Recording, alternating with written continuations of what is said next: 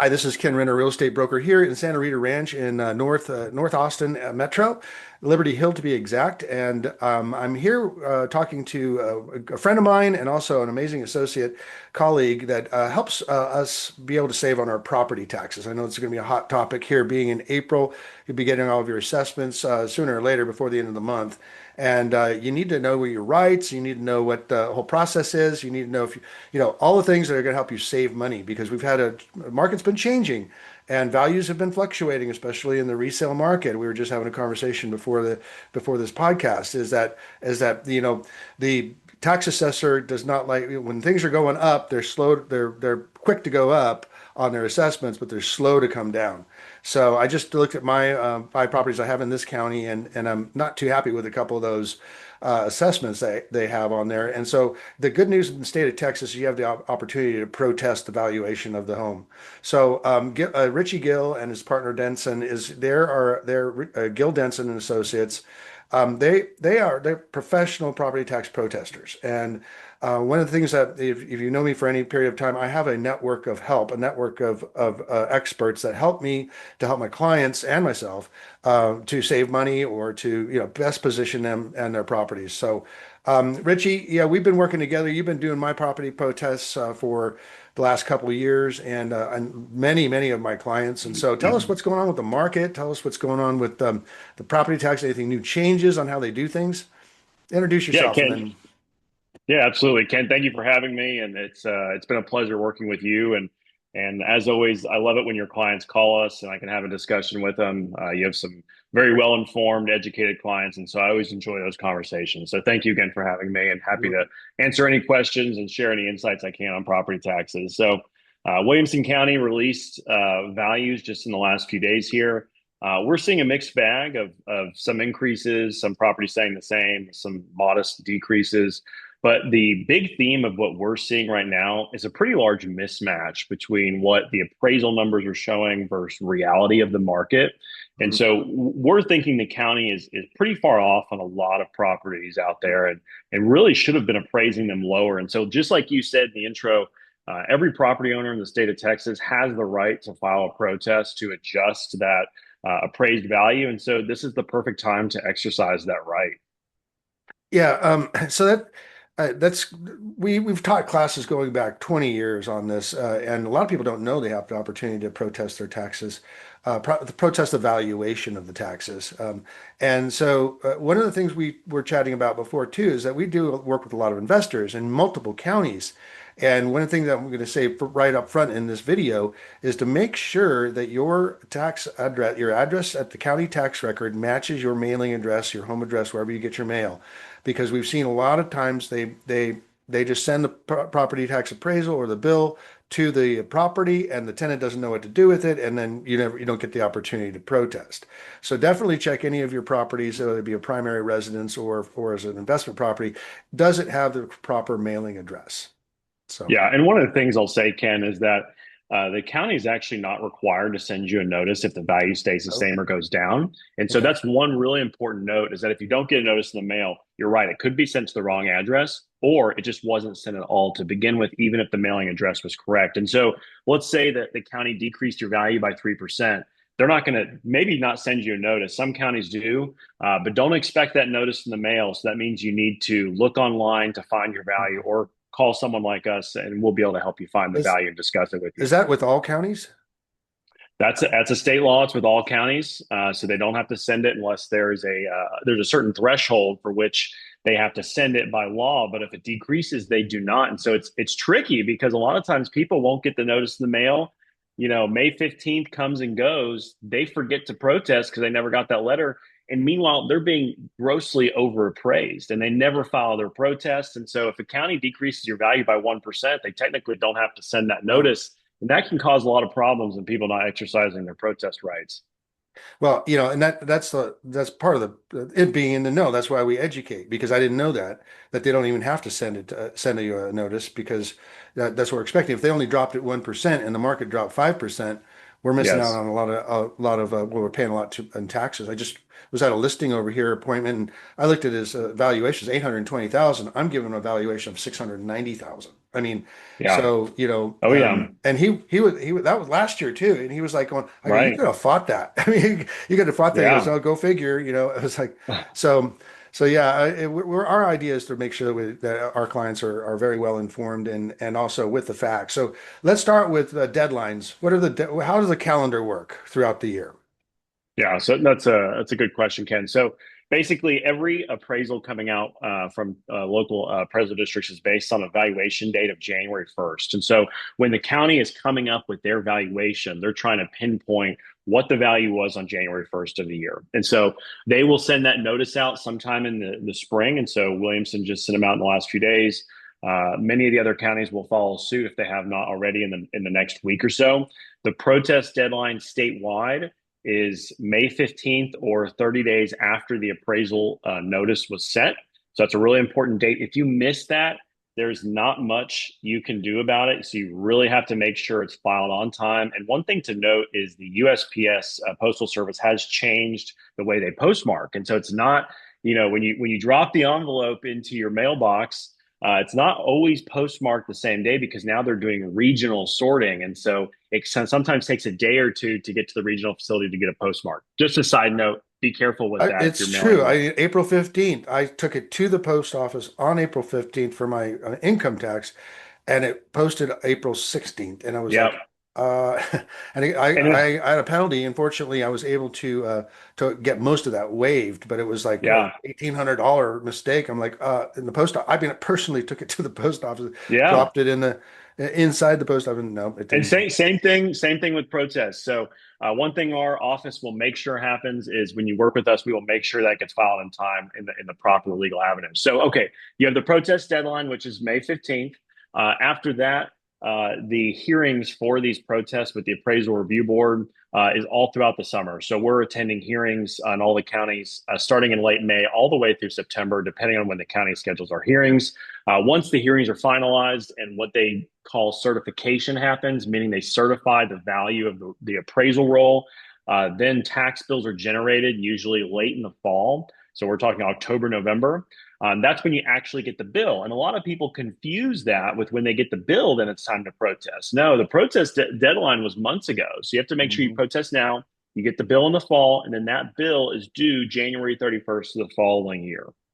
So isn't there do they allow, because I have a lot of out of state people live out of state, and do they allow for like a Zoom type of protest, or do you have to do it how does it work when somebody can't actually get here? Yeah, so some counties do allow virtual hearings. Some allow phone call hearings. Some allow Zoom. There's multiple formats, so they do allow that. I will say most of the negotiation and a lot of negotiation we do is in person. We feel like it's a little more effective. So I think in person is a good option. But yes, most counties do allow and accommodate virtual hearings. So one of the things I've been noticing that's been good news is we've been seeing the tax rates have been dropping, and I haven't seen it drop recently. But tell us, when do they actually set the tax rate? Because that's one thing that everybody misses. They got, well, I got my valuation, but if you look, and can you protest go to the hearings and protest the tax rate? Yeah, so that's a good point. So there's two main components when you get your tax bill. One is the valuation, which you can protest and you have more control over that. The second part is the tax rate, and so the tax rate you really do not have any direct control over. Okay. That is controlled by the politicians. When you vote for bonds, that affects the tax rate, Hmm. and that tax rate is generated after the certification date. So sometime in the fall, the county basically takes the appraisal roll, divides it by all the different budgets of the entities, and generates a new tax rate. And that happens annually. That's an annual process. The last couple of years, we have had some what's called rate compression from the state, meaning tax rates have been bought down by the state government. Those could expire in coming years, so you have to be careful with that. But on the rate, there's really nothing you can do directly. It's on the values where you can protest. Okay. All right. So no effect on the rate. Now tell me about compression. What's going on with that? Yeah, so basically, rate compression is has become popular with politicians, and it makes sense. It's a good approach for the state government to take. But basically, the state is sending money to local school districts on behalf of property owners. So they are writing a check on behalf of every property owner in the state directly to local school districts using state funds. And then when they do that, the local entities reduce the tax rate proportionate to the amount that they're receiving from the state government. So it provides direct relief to all property owners. It's not just those with homesteads, it's investors, commercial properties. So it's every property in the state of Texas receives that benefit. Because we hear about all this tax relief through the homestead, which is great. If you have a homestead, that's awesome, and you're going to What's the receive a number benefit now from on that. the homesteaded property on my house here? What is it, 150, 140? Is that what it is? Yeah, so the last session it increased from 100,000 to 140,000, and if you are 65 and older, it's an additional 60 on top of that, so a $200,000 exemption for those folks.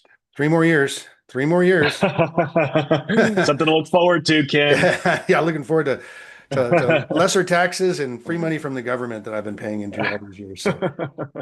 So yeah, tell me some of the pitfalls that people fall into when they're they're obviously missing the deadline is no fun. Yeah, so a couple common pitfalls we see with property taxes. One is making sure you have all the exemptions you qualify for. Yeah, So if tell us it's about the if it's your exemptions. homestead, yeah, if it's your homestead, make sure you have that. That can be thousands of dollars of missed savings. Everyone needs to have their homestead applied. Usually there's an online application process in these local appraisal districts where you can apply for that. You really don't need to have a professional firm like us help. We are happy to do so, but you can do that on yourself very effectively. You need to make sure your driver's license address matches. File that online, get that taken care of. That's the number one pitfall. Number two pitfall, there are so many people overappraised out there that just do not protest their property taxes, and they are truly just leaving money on the table. I mean, it's almost sad for me to see that the amount of people that just don't understand this process that leave money on the table. So that's a big one. And that's why you're here, and that's why we're informing you is that I like the guy down the street that's 820 Yeah, evaluation. I'm saying the 690 is what it's worth, and so right. that's huge. Right, our tax rate's 2%. That's like $20,000. I mean, it's Yeah, I mean, two that's thousand huge. dollars. It's like yeah. So tell me, we've got the over 65 exemption. You've got the vet if you're a veteran, VA with disabilities, right? Or there's a disability Yep. exemption. And one of the questions I get a lot is how can I transfer my, let's say, my over 65 exemption to my next house? Tell us how that works, because we have a lot of people maybe moving up or moving down. And tell us if you're moving up to a more expensive place in a different county, then how does that work? Yeah. This is a point we're asked a lot about. So you can what's called port your tax exemption from one county to another, from one house to another, even if it's within the same county. It's not a big deal. If it's within the same county, it's actually very easy. You let the county know, hey, I'm moving from this house to that house, and the percentage of exemption will follow you. So the ceiling itself, if you're 65 and older, that won't stay the same. It'll change proportionate to the value, but that will follow you, and you can get that transferred if you contact your local appraisal district. That's very important. Will that freeze? Okay, so like say I'm 65 now, and it's frozen at $900,000. As far as the school taxes are concerned, if I move to a $2 million house, what is that? How would those numbers work? So it's a percentage calculation. So let's say your school taxes are frozen at 50% of the market value. You got $1 million market value. You're frozen at or your ceiling is at 500,000. If you buy a $2 million house, the ceiling will proportionally increase percentage as you move from one property to the other. And then we got a lot of new construction going on. So sometimes the house maybe it's built and closes in June or July. What is it going to be? Do we get a free ride or like a land value ride on it for the rest of the year if there was nothing on that piece of ground? So for new properties in general, let's say it was under construction as of January 1, you bought it in July, just like you said. In that case, the county is going to try to value the construction site. And so they'll do land value plus a percentage completion. And so it's not a free ride, unfortunately. You still will receive a tax bill. And this is an opportunity, again, to protest because the county a lot of times has those completion percentages wrong. So if you're buying a property in April and it was under construction January 1st, they might think the property was 100% done January 1st and it wasn't. And we can get that corrected in the protest hearing itself and get the tax bill lowered, even though it was a construction site January 1. Okay. So what's the deadline? Okay, the deadline you're going to get your assessment in April. You're going to get if you get an assessment, and then you're going to November is when that's due, and then in the end of January is when you actually have to pay for it, right? Yep, that's right. So deadline is in May to file the protest. The bill is usually issued in November, and then end of January is when you're going to actually pay the taxes. Okay. So Richie, tell me a little bit more about what's the exact process and how if I'm doing it myself, doing a DIY, how do I do that? And then if I hire you, what's the benefits and the costs involved in that?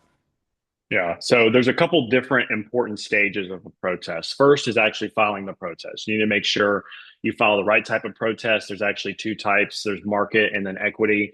You need to make sure it's sent to the right office. And then also we always request copies of evidence. So submitting the protest, the first step. The most important step though is preparing for the hearing. So after you file it, you need to start preparing for the hearing because that hearing will come up quick and they'll tell you when you got to come in. So you got to look at what properties are selling for in the area, market comps to see recent sales. Take those sales and adjust them back to the subject property. You can't just take A versus B. You have to adjust A for changes in square foot, condition, lot size, location, age of roof, all that from A to B. We do all those adjustments as a professional firm. If you're an individual, you'll need to do that before going into the hearing. Second part of that is on an equity hearing, you're going to want to see how you're being taxed versus other similar properties in the area. So you'll want to take their tax appraisals. Again, you're going to have to adjust them to your subject property and see if there's discrepancies in that. Also looking at the appraisal card to see if there's errors in the appraisal card. There's about 70 different fields we look at as a firm to make sure everything from condition rating, effective age of construction, and everything in between is correct. That's the big part of the protest. There's a hearing, which is there's two hearings. One's an informal hearing and one is a formal hearing. The informal hearing is meeting with a member of the appraisal staff and talking to them about your evidence and saying, this is what I have, this is what I believe the value is, and they will either accept or deny your request. And if you don't come to terms with them, you go to the formal hearing, which is called an appraisal review board hearing. And that's kind of what I call a small claims court environment. You're going to be presenting your case of why you believe you should have a reduction in your tax appraisal. You got to convince what I call the jury, which is a ARB panel of three local citizens. The county's going to present their case. And you got to remember, the county does this all day. So even though there's tons of errors, they are good at presenting these cases. And so when you go in there, you have to know your numbers. I see the biggest mistake is people go in there and say, my taxes are too high. I don't Yeah, like of paying a high tax course. bill. And that's just not an effective strategy. You have to have numbers, you have to have evidence, you have to follow certain procedures in these hearings. And so you have to come prepared, have your numbers, have your case built, and be ready to rebuttal. They're going to look at your evidence and they're going to try to discredit it in front of the ARB panel. After that, the ARB votes, decides on whether or not you get a reduction. One more small point, Ken, is if we, as a firm, if we do this whole process and represent you, if we go to the ARB hearing and we present a really compelling case, and the panel for some reason is having a bad day and doesn't agree with us, we Yeah. can go to what's called binding arbitration, which is a third advanced phase through the Texas Comptroller's office. That is something that homeowners, I really don't advise go through that process. It is a much more advanced, more technical process, but we do it on behalf of homeowners all the time. So if we go through ARB, don't get what we want, we can take it to the Comptroller's office and we'll make sure our clients get a fair shake on their tax bill. So all of that, manage the whole process from start to finish. If you hire a firm, again, you can do it on your own or hire someone. That's your choice as a taxpayer. We charge a percentage of however much we save our clients. And so, Ken, we've had this partnership for many years, and anyone that you refer, Right. we give an exclusive discount to. So normally, if someone comes to us, we charge 35% of the tax savings for anyone you refer. When they go on our website, there's a place to enter a code. They'll enter Renner. They can also call and mention your name, Okay. and we'll give them a 25% contingency fee. So a pretty Nice. substantial discount. And one thing I'll mention is that 25%, it's going to be the best rate you're going to find online. If there's other companies you see doing 25%, there's some online outfits that offer similar rates. They do not go in and look at each one of these cases and negotiate. Sometimes they'll do like big spreadsheet type stuff and try to get 1 or 2% here. We dig into every single detail. We have what I believe some of the best consultants in the entire state, looking at every single one of these, being as aggressive as possible, making sure nothing is missed in these hearings. So one of the things that we were discussing earlier too is the fact that new construction is doing pretty well, and with all things being considered here. But the resale market is suffering, competing against these new homes. But I can't find comps. Like even for my house, nothing's sold recently in the last 2 years. That's of my size and shape, and So but there's plenty of new ones that have closed, but I don't think the tax assessor likes us using new homes. Yeah, so that's kind of where the art of what we do comes in, of looking at the numbers, finding if there are no comps, we may have to expand the market area a little bit. We may have to get creative on what's called an equity argument on how they're taxing other homes. So that's where we have to get creative. And a lot of times, the situation you described is why the county can be so wrong on their tax appraisals. Yeah. So just like you're having a challenge finding comps, the county is having just as much or more because they don't have access to the MLS. They don't have access to the database you do. They rely on whatever they can scrap together with the resources they have. So it is a problem, and that's kind of where the art of the protest comes in. So do they allow you to use new construction if there's no other comps?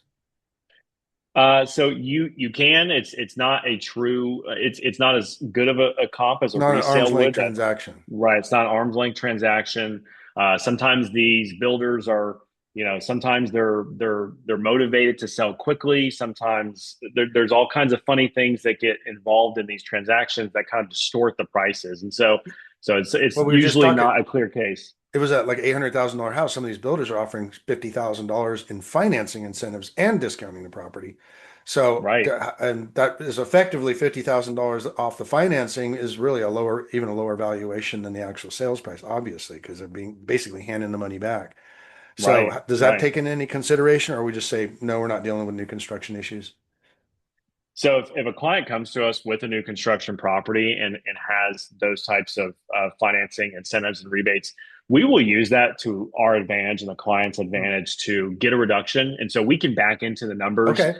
and come into a net effective sales price backing into that. Because like you said, those are unique situations for new homes. And we can back into numbers that make sense that get Mhm. reductions for our clients and back out those rebates. So in days past, we used to say if it's any lower, if the assessment's any lower than your current than what you paid for it then that year, then don't mess with it. If it's higher, then send your closing statement in, and it should come down to that sales price. So is that the proper procedure to do that?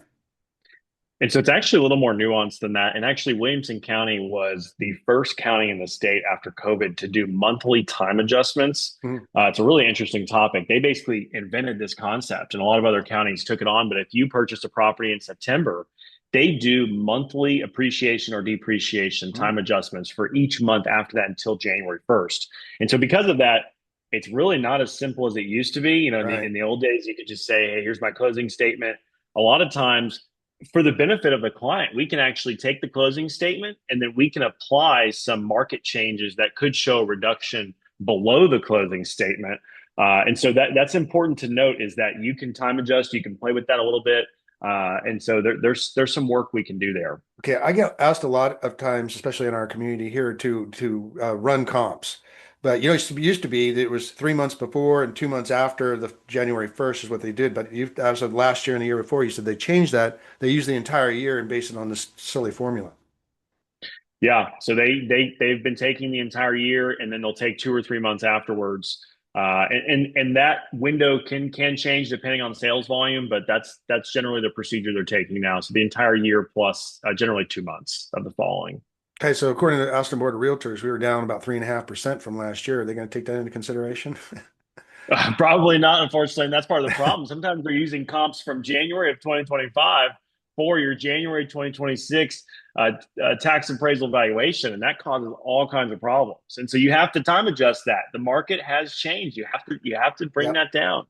So I noticed that the couple of years ago, you guys did a ton of protests, but last year was a little bit thin because they actually did drop the valuation. A lot of people didn't. There wasn't room on the meat on the bone for them to go down any further. Is that what you're seeing?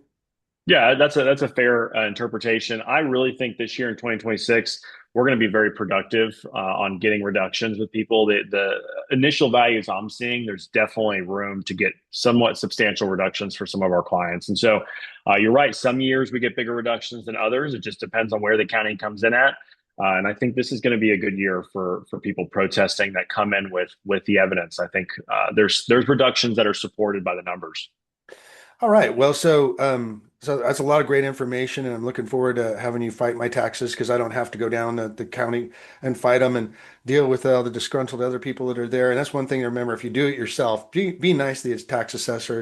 It goes a Yeah, long way. The you're appraiser. exactly right. I mean, a Yeah. lot of times this staff is overworked and underappreciated, and they get a lot of people coming in there complaining and yelling at them. So Yeah. don't be another one of them. They do a lot of work. Yeah. Yeah. So let's talk about it again. It's a 25% instead of 35% of the actual tax savings. So if you save us $1,000, it's going to be 250 you, and I get to keep the 750. And then how do they get a hold of you? It's like gilldenson.com. Can you go ahead and spell that? And Yeah. So the best way, Ken, is to go to our website, gilldenson.com. That's GILLDENSON.com, gilldenson.com. You can also Google us. You'll find us real easily. There's a get started page on our website. On page 2, they will enter the code Renner to get okay. that 25% contingency fee. They can sign up fully online if they'd like. If they would like to call and talk to someone on our staff, they can even talk to me if they'd like. There is a phone number on our website. It's a 1-800 number, but it does go to our local Austin-based office, and we'd be happy to talk through any questions you have. Even if you're not ready to protest, if you just have a property tax question, call our office. We want to be a resource to you. And again, Ken, we love talking to anyone you send our way. So have them give us a call, or just go directly on our website and make sure you enter that renter code to get that discounted fee.